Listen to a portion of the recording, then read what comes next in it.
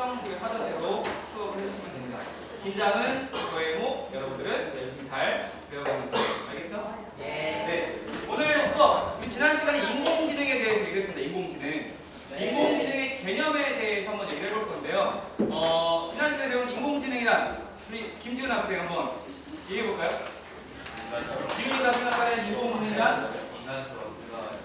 네, 인간처럼 생각하는 기계가 바로 인공지능입니다. 인공지능은 인간처럼 생각할 수 있도록 만들어 놓은 것들을 말해요. 그걸 연구하는 걸 수도 있고, 그거 관련된 학문일 수도 있고, 그것 자체일 수도 있습니다. 그래서 우리가 인공지능에 대해서 얘기했고, 오늘은 그렇다면 인공지능이 과연 어떻게 발달해 왔는지에 대해서 얘기를 해보겠습니다. 자, 그 전에 인공지능과 관련된 역사를 알 수 있는 구글 뒷면에 들어가 볼게요.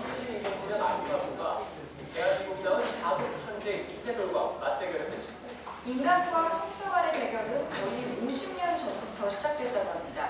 그 역사를 라메로 기자가 정리했습니다. 인공지능이 인간의 첫 도전장을 내민 건 1967년 MIT 출신 해커가 만든 체스 프로그램 맥핵과 아마추어 체스 선수가 대결했는데 결과는 맥핵의 승리, 인간이 인공지능에 패한 첫 대결로 기억되고 있습니다. 하지만 맥핵은 초기 단계였기 때문에 진정한 의미의 대결은 1989년 IBM사의 체스 전용 컴퓨터 딥소프트와 체스 세계 챔피언이던 러시아의 게리 카스파로프와의 경기부터라고 할 수 있습니다. 첫 대결은 카스파로프의 승리. 1996년 IBM은 딥블루로 재도전했지만 또다시 카스파로프가 승리합니다. 이듬해 IBM은 성능이 개량된 딥블루를 들고 나왔고 2승 3무 1패로 천재 체스 챔피언을 이기면서 전 세계를 떠들썩하게 만들었습니다. 2011년엔 컴퓨터가 인간만의 영역이었던 퀴즈 대회에 출전 우승하는데 음성 질문을 이해하고 답을 하는 모습이 이전 인공지능과는 차원이 달랐습니다. 그리고 3년 뒤 인공지능은 경우의 수가 너무 많아 서기록으로 불리던 바둑의 도전장을 냅니다. 일본에서 열린 바둑대회에서 인공지능이 승리하지만 4점을 미리 깔아주고 펼친 대국이었기 때문에 그 의미가 퇴색됐습니다. 그런데 지난해 10월 구글에서 개발한 알파고가 대등한 조건에서 중국계 바둑기사 한위 2단을 꺾으며 인공지능의 진화를 세상에 알렸습니다. 몇 개월 사이 더 진화했다는 알파고, 천재 바둑기사 이세돌을 이길 수 있을지 관심이 집중되고 있습니다. 연합뉴스TV 나경호입니다. 자, 우리는 이미 이 결과를 알고 있죠. 알파고와 이세돌의 대결에서 누가 이겼습니까? 알파고가 승리를 했습니다.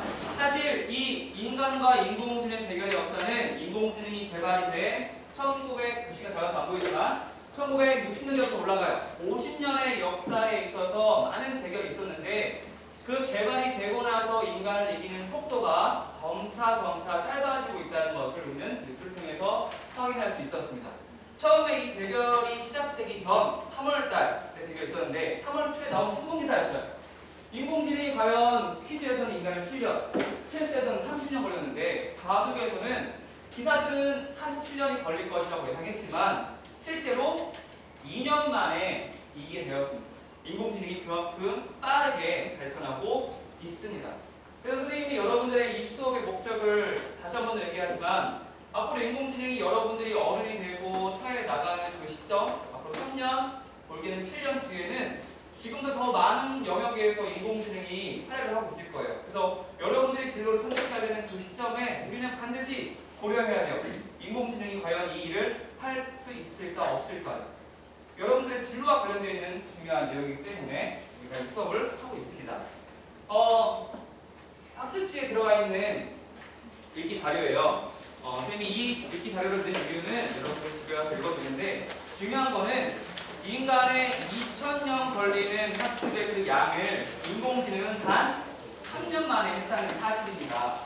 인공지능이 이렇게 빠른 속도로 학습을 하고 있기 때문에 우리가 인간의 어떤 지적인 한계 능력들을 초월하는 부분에서 많이 사용될 거예요. 그래서 우리는 지난 시간에 얘기했던 것처럼 인공지능에 대해서 정확하게 알고 있어야 됩니다. 인공지능이 어떤 기술이고 앞으로는 어떻게 발달할 것인가에 대해서 분명히 알고 넘어가도록 하겠습니다. 그래서 우리 오늘의 학습 목표는 원래 판단해야 되는데 잘 모르기 때문에 인공지능의 발달 역사를 알 수 있다. 시간에 따라서 어떻게 발달해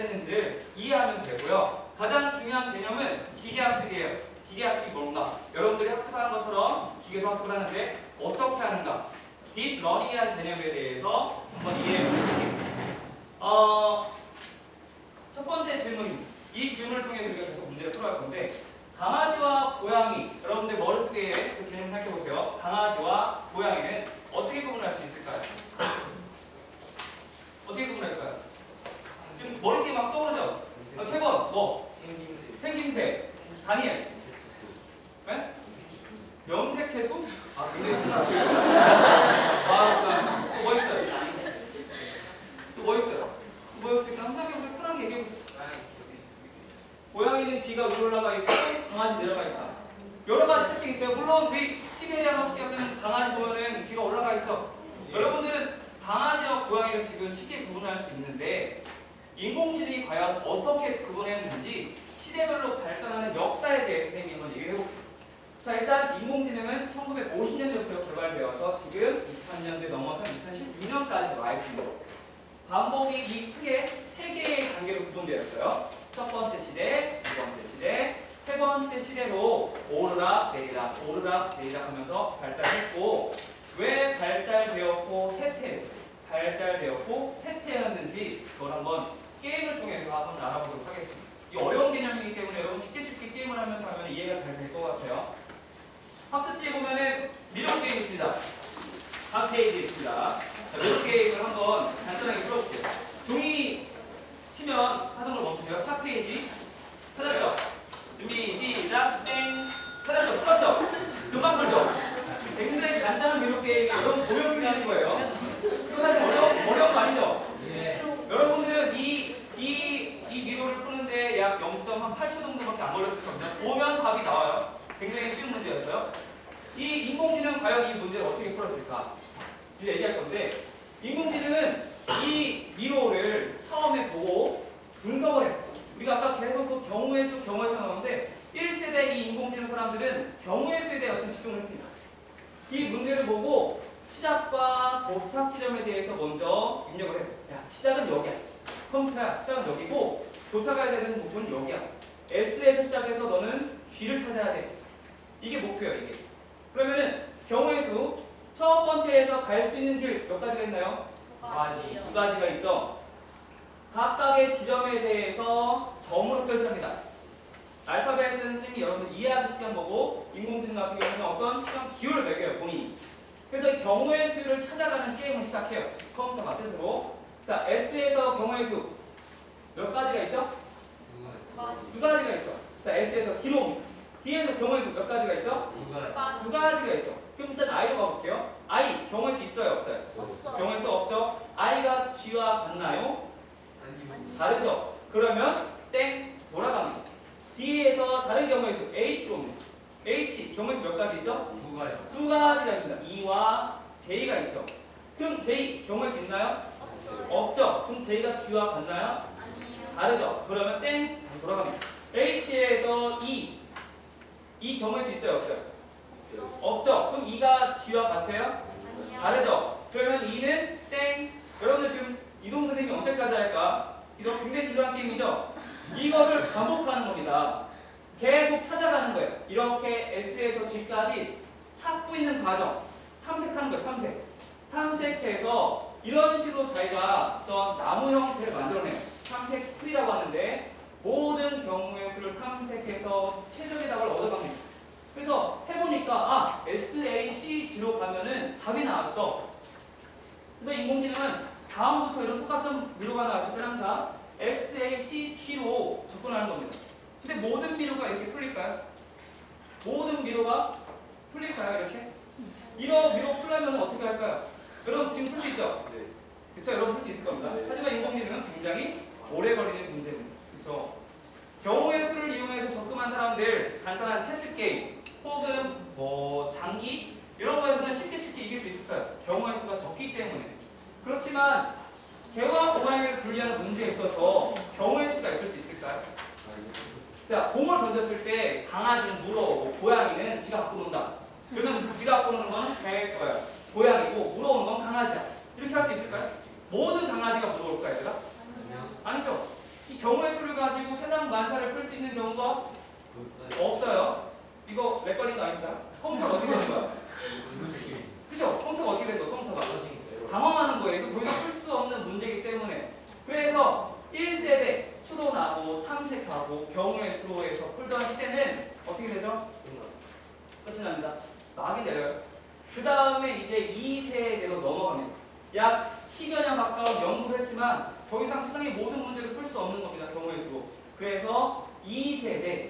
그러면 사람들이 생각을 바꾼 겁니다. 야, 경우의 수로 풀 수 없어. 세상에 있는 모든 지식은 우리가 애들한테 가르치는 것처럼 컴퓨터도 가르쳐야 돼. 그래서 지식과 정보를 학습을 시키기 시작해. 가르치자. 컴퓨터를 가르치자. 그러면 이 가르치는 거에 대해서는 한번 우리가 또 퀴즈와 게임을 통해서 물어볼 건데, 여러분들이 좋아하는 음식을 지금 5페이지 보세요. 5페이지, 4페이지인가요? 5페이지 보면은 여러분들이 좋아하는 음식 한번 형이 서술할 수 있게 했거든요. 여러분이 좋아하는 음식의 맛을 한번 표현해 보세요. 5페이지 중간에 있습니다. 당신이 가장 좋아하는 음식의 맛을 한번 표현해 보세요.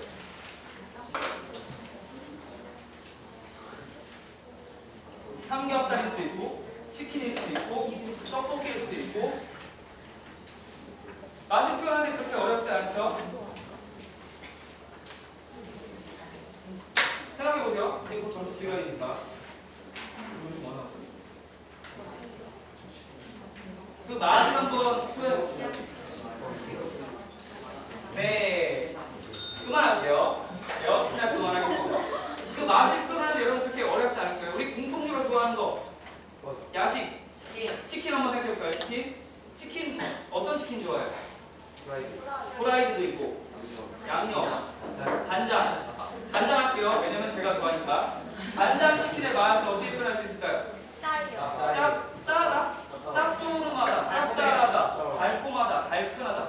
그러면은 짭조름하다, 짜다의 맛은 어느 정도의 강도일까요? 우리 소금물의 농도로 표현해볼까요? 과학 좋아하는 표현할 때 짜다라는 기준을 명확히 내려야 되잖아요. 이 사람은 짠데 이 사람 안 짤 수 있어요. 짜다, 5 나트륨 정도, 5%? 이해가 돼요? 점점 이 문제가 무슨 덩어리인 거? 이 모든 지식, 짜다라는 맛은 몇 퍼센트의 어떤 짜다라는 거를 컴퓨터에게 알려줘야 되는데 세상에 있는 모든 지식은 너무나 많습니다. 그래서 컴퓨터에게 알려줄 수가 있을까요? 없어요. 그래서 이것도 곧 문제에 봉착하게 됩니다. 선생님이 간단하게 카드를 이용해서 한번 이 게임 알아보겠는데, 여러분 책상 앞에 동물 카드 올려놨어요. 동물 카드. 우리 어렸을 때 어린이집에서 했던 동물 카드. 여러분은 한글 잘 모르시기 때문에 제가 갖고 온 동물 카드. 한번 펴볼까요? 동물 카드. 지금 이 동물 카드 가지고 간단하게 활동을 통해서 알아볼게요.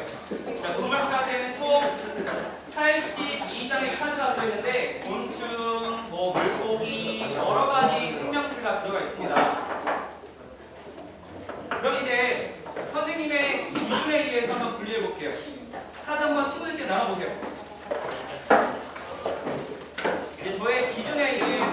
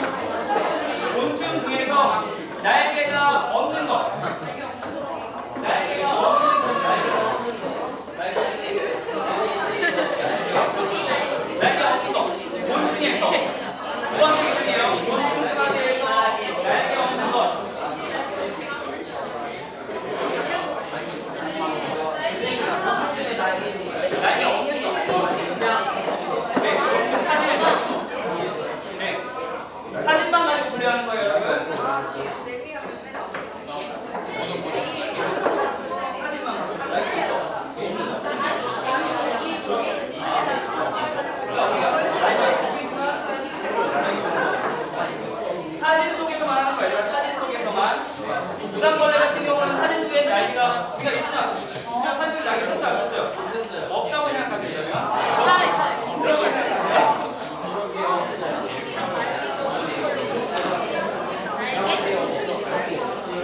자, 세 번째 기준은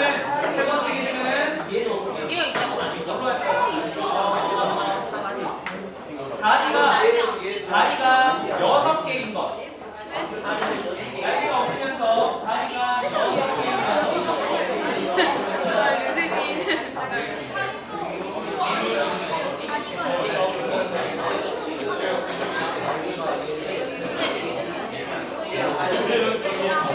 다리가 6개. 집게 제외예요. 집게 제외. 다리가 6개인 녀석.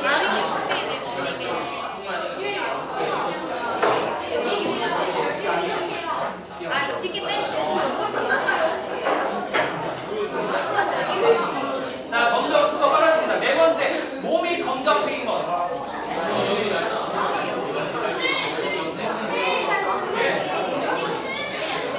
네? 아니, 안 써요. 그건 아니에요. 몸이 검정색인 것. 검정색이어서.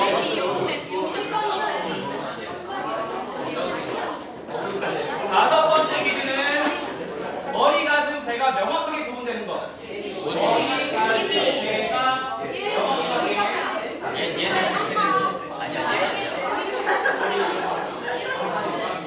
자, 마지막 기준, 거두비가 있는 것. 머리에 거두비가 있는 것.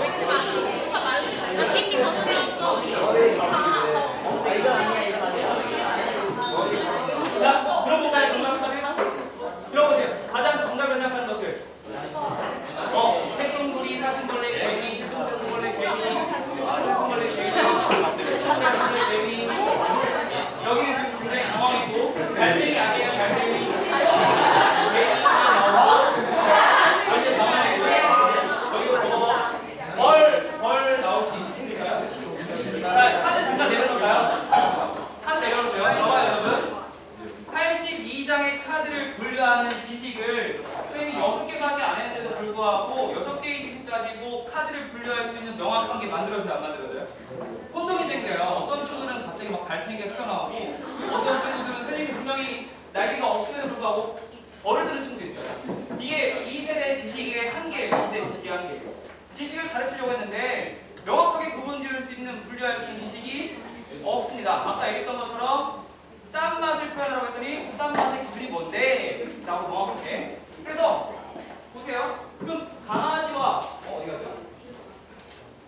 여기 강아지와 이 고양이를 구분하려고 했더니 강아지의 귀가 어떻고 고양이가 어떻고 이런 게 어려운 거예요. 현실적으로 될까요? 안 될까요? 될까요? 우리가 강아지와 이 고양이의 특징을 분류하려고 했더니 지식으로 우리가 알고 있는 지식으로 글로써 모든 것을 표현할 수 있다 없다? 없어요. 없으니까 결국 어떻게 됐을까? 사실 망하진 않았어요. 이 세계 연구가 아직도 진행 중이에요. 아직도. 왜냐면 여기 있는 연구자들은 그럴 수 있다고 믿기 때문에 아직도 컴퓨터 앞에서 지식을 입력하고 있습니다. 오바마는 대통령이었고 흑인이고 뭐 이런 말을 다 하나하나 입력하고 있어요. 그런 지식들을 아직도 30년이 흘렀지만 아직도 입력하고 있어요. 입력하시다가 돌아가신 분도 계속해요. 이 연구가 끝이 없어요. 그러니까 결국은 이 세대 인공지능 기술도 한계에 부딪히게 되고 그 한계로 인해서 결국은 막을 내리게 됩니다. 여기까지 이해했죠? 1세대 때는 경우의 수를 이용한다고 했어요. 경우의 수. 경우의 수. 기고 아니고 모든 가능한 거에서 탐색해서 경우의 수. 2세대 때는 지식을 쓰는 거. 알려주는 거. 배워. 근데 우리가 알고 있는 지식은 너무나 많기 때문에 다 입력할 수가 없어요. 그래서 2세대의 인공지능 기술도 결국 이렇게 막을 내렸는데 이 막을 내릴 줄 알았더니 기계학습에 있어서 2000년대에 딥러닝이라는 것을 가지고 미국의 하버드 대학에서 어떤 연구진들이 이렇게 푹 튀어나와요. 그래서 지금 우리가 뭐 알파고 이런 거에서 굉장히 화제가 됐는데 딥러닝에 대해서 알아볼게요. 이게 굉장히 중요한 기술이거든요. 방금 전에 카드 게임은 이제 선생님이 분류를 했는데 이번엔 여러분들이 한번 분류를 해볼게요. 여러분들이 분류를 해보는데 활동지 큰 거 좀 있죠? 자, 여기 보면은 게임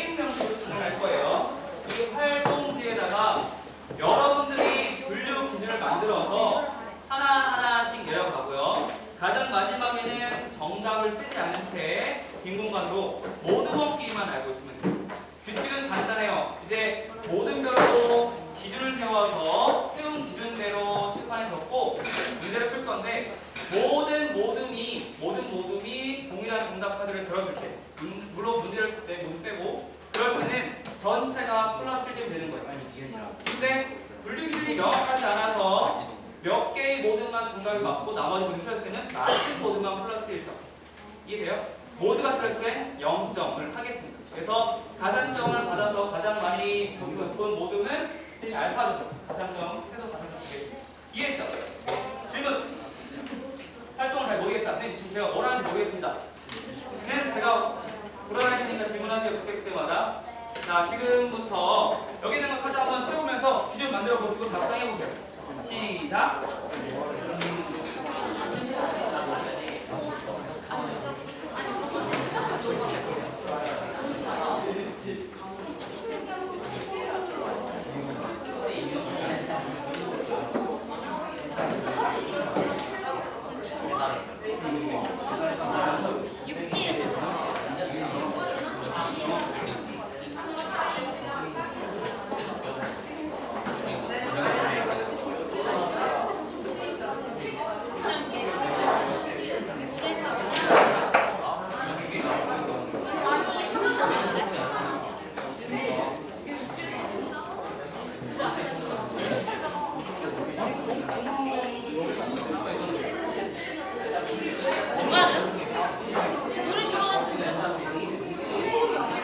자, 기준은 사진에서만 할게요. 사진에서만.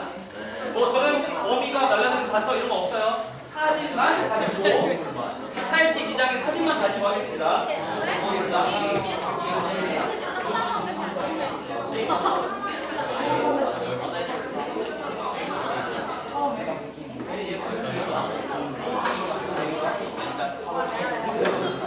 애들이 다 그러는 거 아니에요? 동물 카드잖아요. 해도 돼요?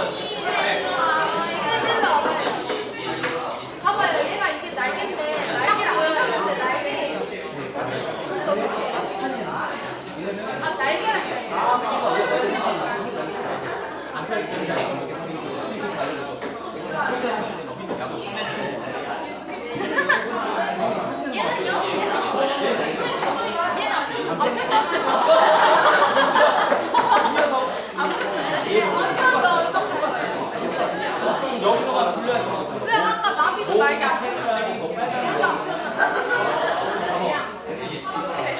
아 그러면 이제